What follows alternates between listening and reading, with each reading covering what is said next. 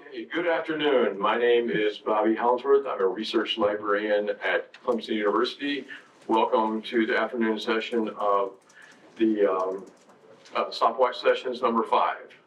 We've got 4 terrific presentations for you today. What we'll be doing, if you're not familiar with the format, each presenter will have 6 minutes. And then after that, we're going to open up for questions at the end. So you have questions during the presentation on maybe the first or second or whichever presentation, write it down, remember it, because we will get to you those questions at the very end. So thank you much for being here, and we're going to kick it off with Andrew. Take it away. All right.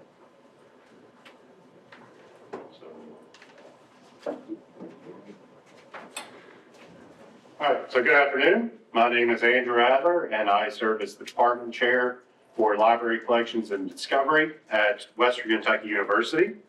So I want to talk today about taking over a departmental merger. So there was a decision made that that 2 departments within the library would be merged beginning in July of 2023.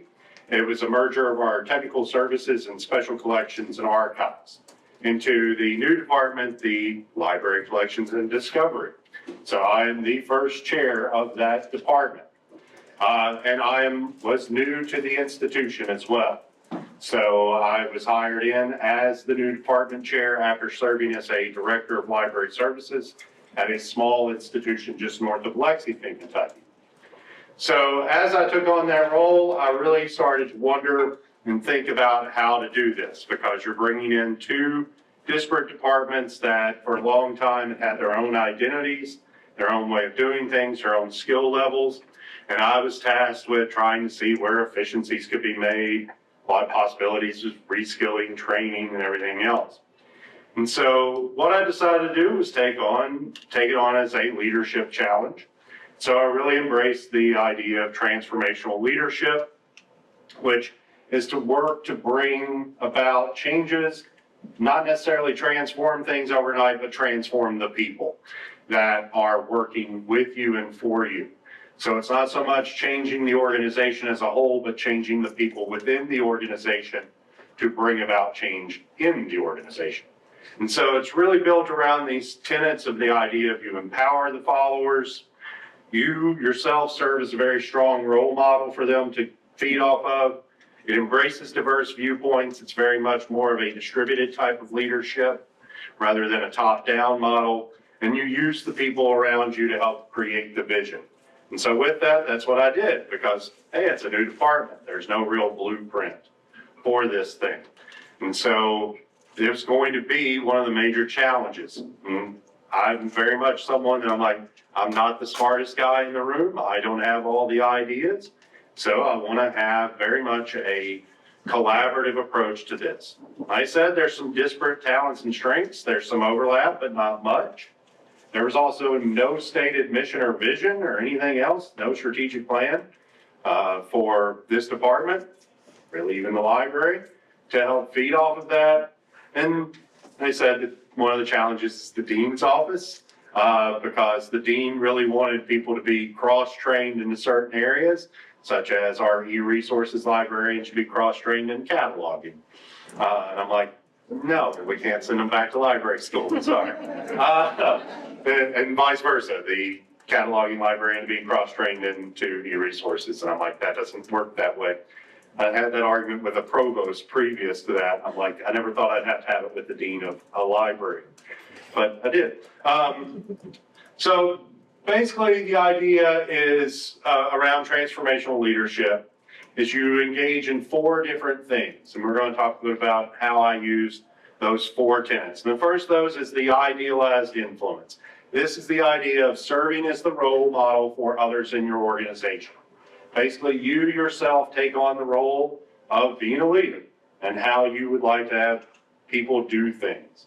And so I tried my best and have done that over the past year to build up my own competencies in some of the areas that I know that I'm weaker in, but also showing a dedication to not just being able to complete the mission and vision of the institution, but also helping to encourage others.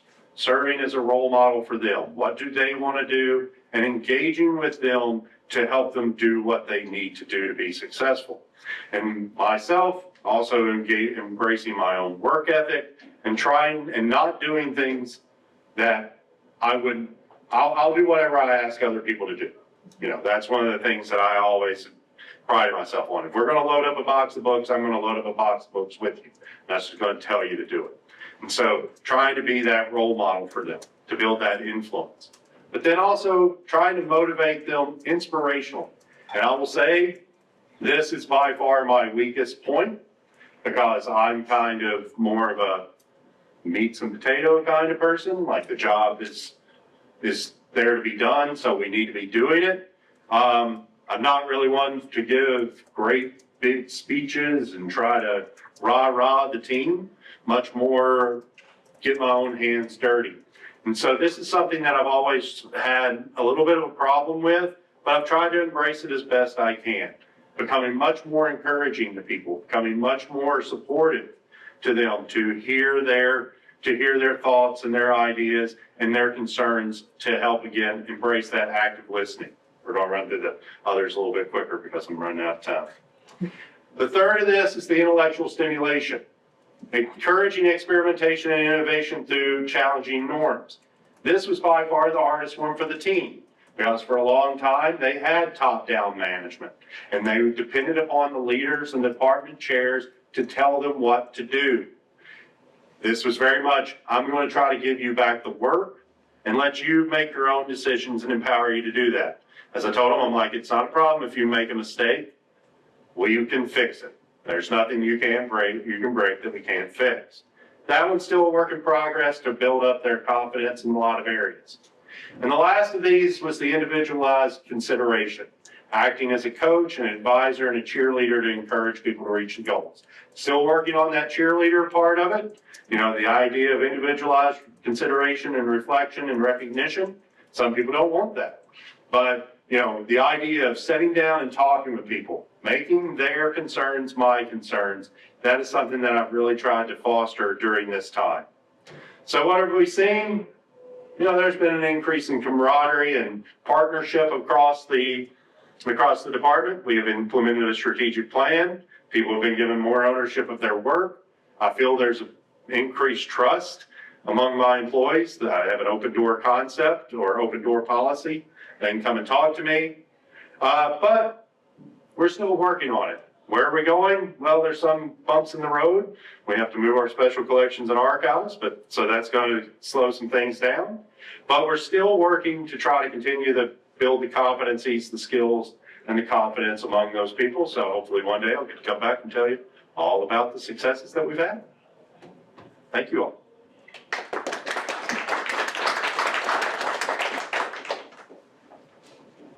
Good afternoon, everyone. My name is Lima. I am the head of content and discovery at Duke University Medical Center Library.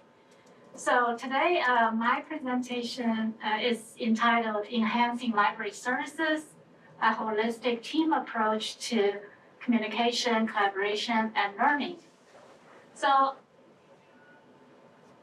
a little bit about our department. We have 5 full-time team members in our department and with some student workers. And we are responsible for managing user service desks and interlibrary loan, collection development, and collection management. A lot of very important services. And 99% of our budget goes towards electronic resources. And our department is very technology oriented. You know, we use multiple systems to manage and provide access to our resources and services. Like I mentioned, you know, our department offers several mission critical services, and every team member is has an important role in ensuring patrons have access to our resources and services in a timely manner. And everyone has direct contact with patrons in certain ways, and that offers us invaluable insights into patients' needs and preferences. We do have challenges because we are a small team, and also the technology environment is constantly evolving. And we just implemented a new library system, so our staff needs to constantly learn new skills just to keep up to date with the technology. I think several factors are essential to ensure we provide the best services to our patients, which are, communication, collaboration, and continuous learning. So communication is really the backbone of our department. We prioritize clear, consistent communication of service expectations, department goals, and priorities. Just make sure teammates are aligned with our objectives. And we have regular department meetings, for people to share updates and also discussing patient feedback and talking about ongoing issues.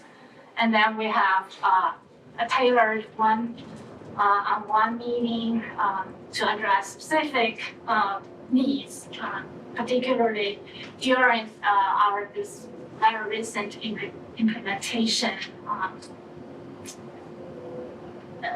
of this new system. And on the patient side, we provide that timely updates, on new services, resources, as well as any service disruptions through various channels to keep our patients informed.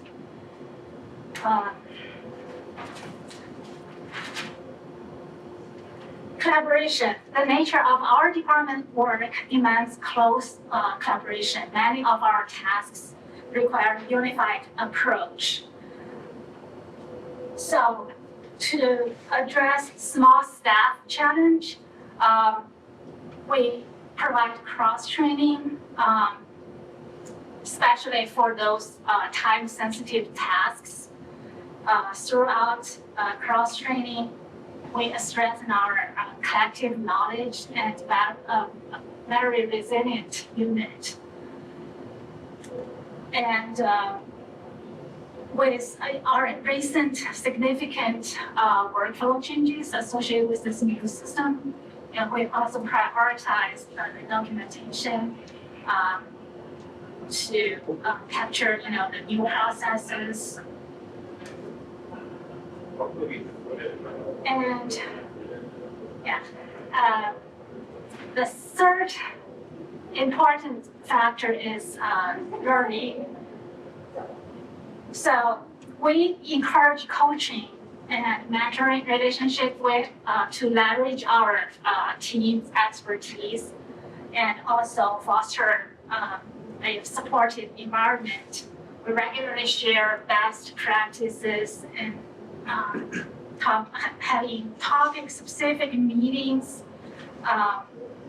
focusing on workflows or projects, and we also take advantage of external and community learning opportunities to stay current and bring fresh insights back to our team. Okay. Just want to highlight a few strategies I found effective in fostering this team in collaboration and learning and communication. So the first one is collaborative problem solving that gives folks opportunity to analyze and solve issues together. That fosters diverse perspectives, also provides hands-on experience for folks to tackle the challenges and develop new skills. Second is doing projects together.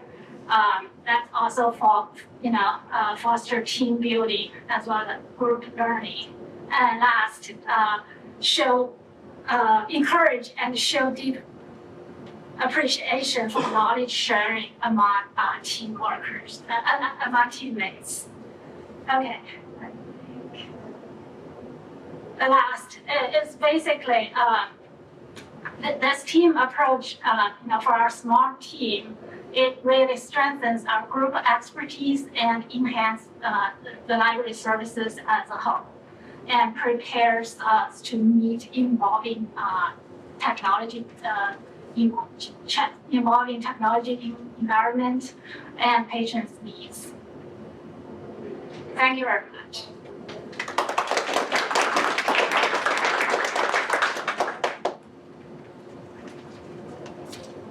Okay, all right, good afternoon. My name is Mary Ellen Sloan, and I'm here to discuss global engagement through the Research4Life Academic Alliance.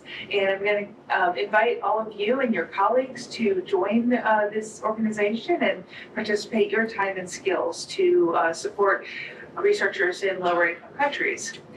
Research4Life was established 23 years ago by the World Health Organization and a coalition of publishers. This partnership now encompasses 5 UN agencies, 2 academic research libraries, the STM Association, and more than 200 international publishers and technology partners, many of whom are participating in the Charleston Conference this week. Today, across 125 Research4Life eligible countries, almost 13,000 institutions have access to an expansive collection of peer-reviewed scholarly content, comprising more than 200,000 open and subscribed resources. Research4Life has had quiet periods and more active periods, but still has sustained its partnership over 2 decades with numerous stories of its impact from researchers, practitioners, and students. The scholarly communication environment is not a level playing field across the world. A recent white paper studied 3 million internationally co-authored publications produced by countries worldwide to examine the division of scientific labor in international collaboration. And they found that by analyzing labor division within international collaborations, we demonstrate that researchers from less developed countries face systemic disadvantages, which not only limit their contributions to the global scientific community, but also prevent them from fully benefiting from international collaborations. Research4Life supports global scholarship. A recent study by the World Intellectual Property Organization and partners highlights the impact of Research4Life quantitatively, noting a 75% increase in scientific output and 20% rise in involvement in international clinical trials from Research4Life institutions since the partnership's launch in 2002. In addition, Research4Life positively impacts gender equity in science, increasing the share of women authors, their collaborations, and the impact of their publications. Providing access is an important first step. But access is not enough. Our user community has shared the need to transform from a simple focus on one-way donation to enabling reciprocal knowledge exchange between low and high-income countries, and that's where you all come in. The Research4Life partnership has responded by engaging in targeted capacity development efforts. They've worked to expand user support services, outreach, content management, and technology support. These efforts have been advanced primarily by in-kind contributions of time and resources by Research4Life partners. And our new strategic direction is best reflected in our Country Connector program, which develops country-level coordinators for targeted training, outreach, and network building, not just for Research4Life's core activities, but for the country's full research and scholarly communication environments. The Country Connector program has increased collaborations, including South-to-South collaborations and outreach to universities, governments, librarians, national research and education networks, and regional journals. Awareness and engagement gaps still persist, partly due to insufficient and unstable funding. A lack of awareness still exists in our countries and institutions, and here you can see on the map the participating countries. We hear of senior researchers in Research for Life eligible countries who are frustrated not having access to materials available to their high-income country counterparts simply due to a lack of awareness. Greater engagement with ministries of education may be the key to unlocking awareness and influence. However, we have no program yet to drive forward this activity and no established networks through which to work. Research for Life receives millions in value in the form of in-kind support, primarily from publishers. The annual cash budget of $200,000 derived from middle-income country fees is insufficient for the large scope of work. We established Friends of Research for Life, a nonprofit dedicated to fundraising. And through Friends of Research for Life, we've received donations primarily from publishers that have kickstarted the Country Connect to work. However, achieving transformative change requires sustainable funding, something that Research for Life does not have today. And the crux of the issue is that we really have global problems and we need global solutions and we need everyone's ideas, not just those who are well-resourced from high-income countries. And the UN has reported that the world is falling short of meeting most of the Sustainable Development Goals by 2030, with a concerning proportion of targets that are either progressing too slowly or regressing. This has led the Secretary General of the United Nations to call for a rescue plan for people on the planet. The success, and more critically, the unrealized potential of Research for Life and similar initiatives should serve as a call for increased backing of equity goals that are at the heart of Research for Life's work. To enhance engagement from academic libraries and librarians, such as those attending the Charleston Conference, we are forming a Research for Life Academic Alliance, so it will be kind of a new committee within the organization to foster connections between librarians in high-income countries and in lower-income settings and with different strengths. Our effort is still in the idea phase, and we welcome your thoughts on what such an alliance might look like and if you wish to get involved. So we're inviting you to join us to envision what the Academic Alliance could be. So here's a QR code to a Research for Life Academic Alliance interest form, and encourage you to communicate this opportunity to your colleagues back home and through your networks. It can be seen as a really fun service opportunity to provide skill sets from, again, the well-resourced institutions to less well-resourced institutions in lower and middle-income countries. Thank you very much. Good afternoon, y'all.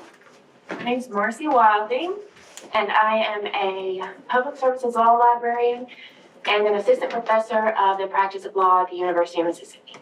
So today I'm going to talk about something that may be controversial in some areas, but the evolving requirements, hopefully not in this room, but the evolving requirements of the MLIS JD only qualifications or the dual degree for a law librarian. Traditionally, the gold standard, the way to be successful is to have your MLIS or your MLS and your Juris Doctorate. Why? Because you have your theoretical and practical aspects of library operations. You have your cataloging, your reference services, and your user instruction. Circulation, you learn how all of that works. If you're with your Juris Doctorate, you have a deep understanding of the law, sometimes very deep. Legal research methodologies that they might not teach you in library school. And you should have an understanding of the judicial system, especially if you clerked or done your summer internship. So that is why, and that has been the standard. However, according to the AAL, they did the study and they said that 1/3 of law librarians have the dual degree and the law degree from an ABA accredited school. However, fewer than 20% of the law library positions right now require both. So that is a little different. That shows reality and expectation. So they also did this study. So 2007, 27.2% had both, while only 5.4 also had only a JD. And in 2019, we got a switch. So 40.8 had both, while only 5.7 had only a JD. So it's not changing quickly. But I'm going to use this presentation just to do a case study of the Grisham Law Library because we have done that. We've kind of moved it a little bit. One of the things that this has an impact on is diversity. If you do hiring for a library, you know that it is difficult, and this has historically been, diversity has been an issue. So 85% of librarians are white, with 500 to 1,100 additional BIPOC students needed to graduate from the MLIS program every year for the next 10 if it's become 25%. So if that makes you feel a little bit better on your strategic plan with diversity, it's going to take a while, is what this is telling me. Women represent 82% of librarians working currently in any setting, and they also represent that same percentage of graduates from MLIS programs. Okay, so we've got to work on diversity, and this is one way that you could.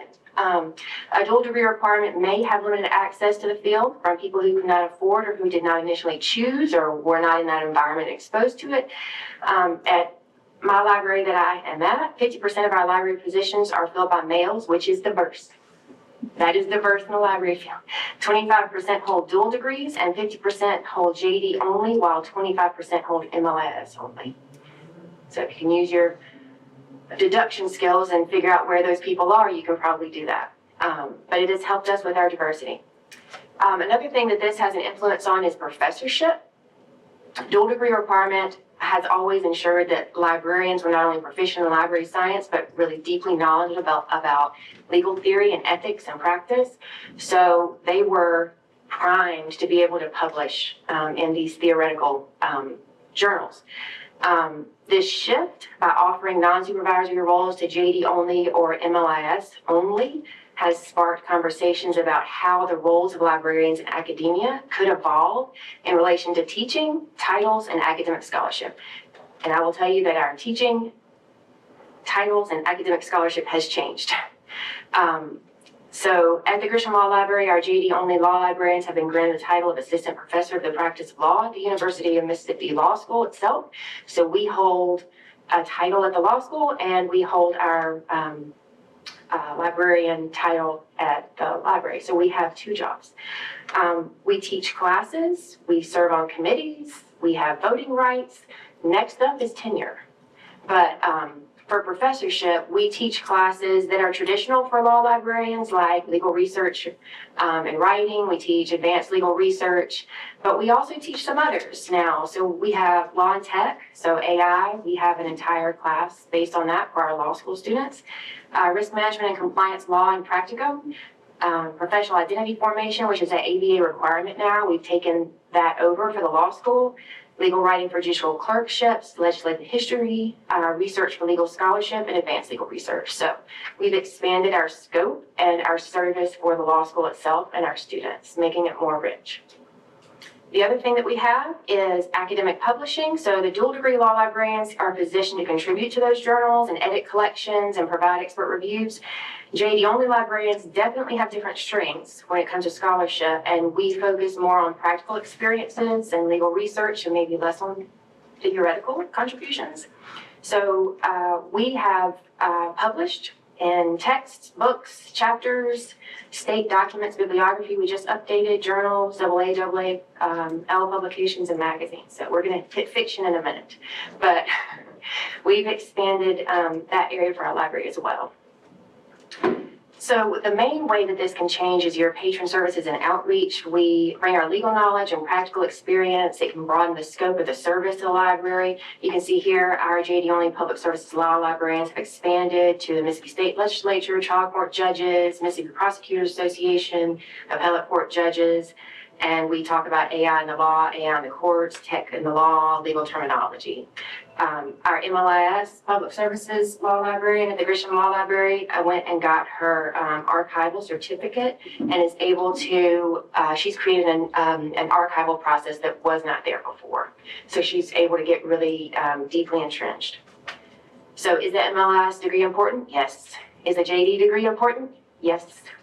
The main idea here is that broadening the scope of your law librarian search to JD only or MLIS only candidates could allow you to find the candidates you need to create the perfect fit for your library, your services, and your expertise needs. The key point is here is you're able to curate your staff. And then they go to MLS school, and then you can promote them to supervisory roles. But that, I think my time is up. Thank y'all.